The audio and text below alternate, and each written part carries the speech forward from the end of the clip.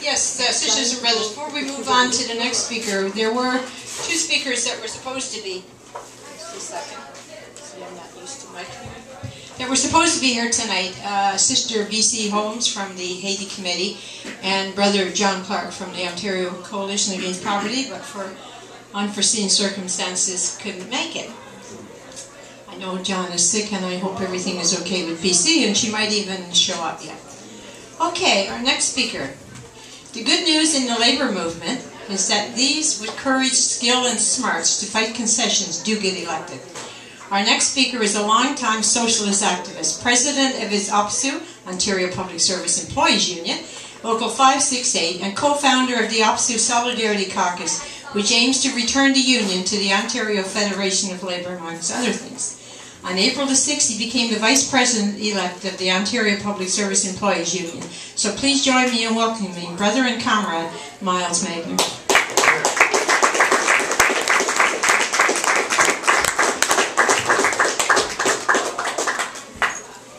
Thanks, Robin. No problem.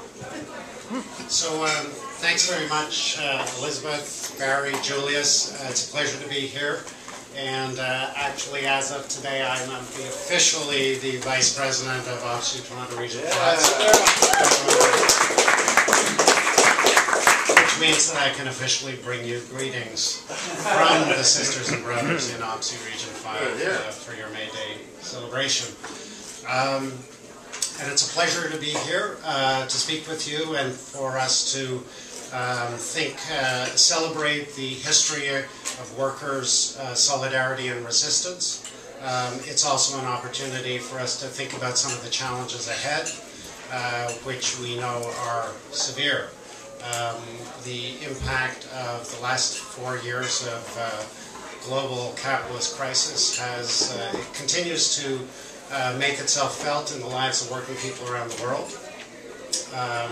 And in Ontario, which is the focus of our union, the union that Julius and I are in, we've seen a substantial shift to the right in terms of the program of the Liberal government and the threats from the provincial Tories. Similar threats to the ones that we have faced from the Harper Conservatives. And so in Ontario, for example, and I don't think I need to recite the history, but we saw the Liberal government create a new low water mark for a tax on workers in the last year. First of all, with the threat of legislation and the actual use of legislation to suspend collective bargaining in the education sector and impose collective agreements, or impose contracts, sorry, not collective agreements. And then to use that as essentially a precedent to strong-arm hundreds of thousands of other public sector workers to accept concessions contracts, including my own union. And so this is clearly very difficult terrain for us. It's also a difficult period within the workers' movement because the product of decades of employers' offensive and has taken its toll within the workers' movement.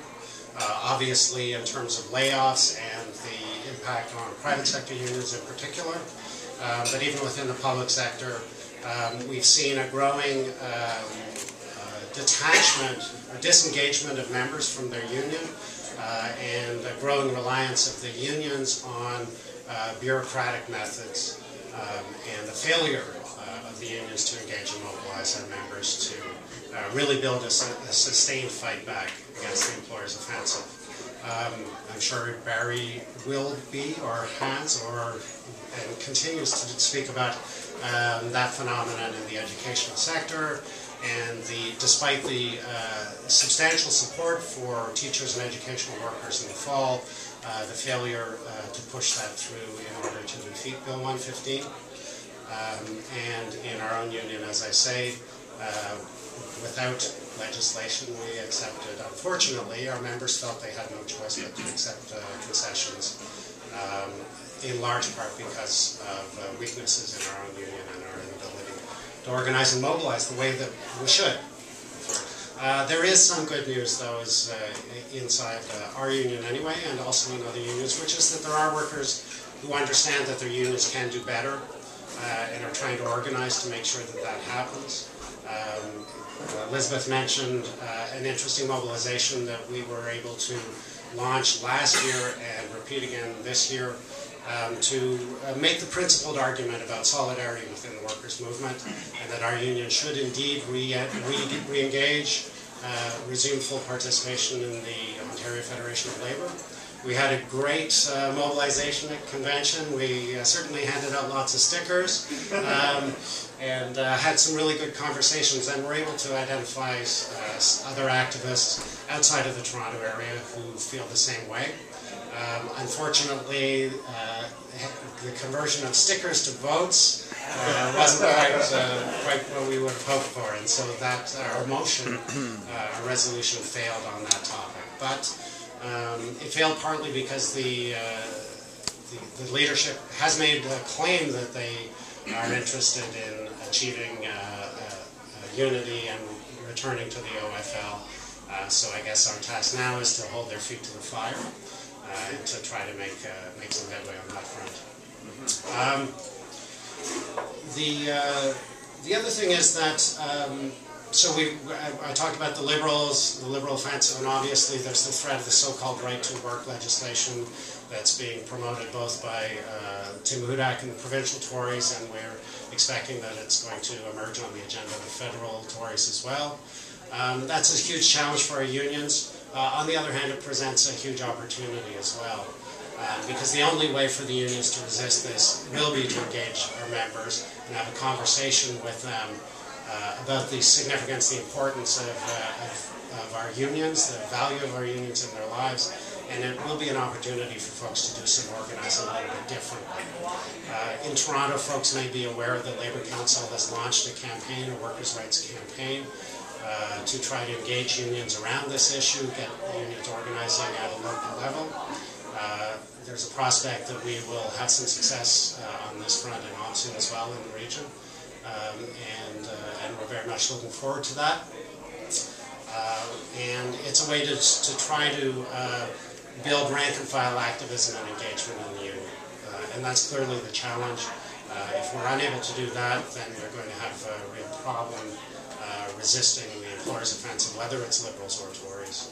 And the other really interesting challenge, of course, is that within the union movement there's going to be tremendous pressure to tactically support Liberals or NDPers as a way of defeating the Tory agenda, which is a little bit, which I think it glosses over the fact that the Liberal Party, of course, has paved the way for so-called right to work with their attack on workers' rights.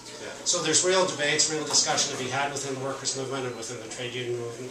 And the other thing that clearly remains a challenge is for us to bridge the divide between unionized workers and unorganized workers, low-wage, precarious workers, to make sure that we're all part of the same movement for social justice and workers' rights.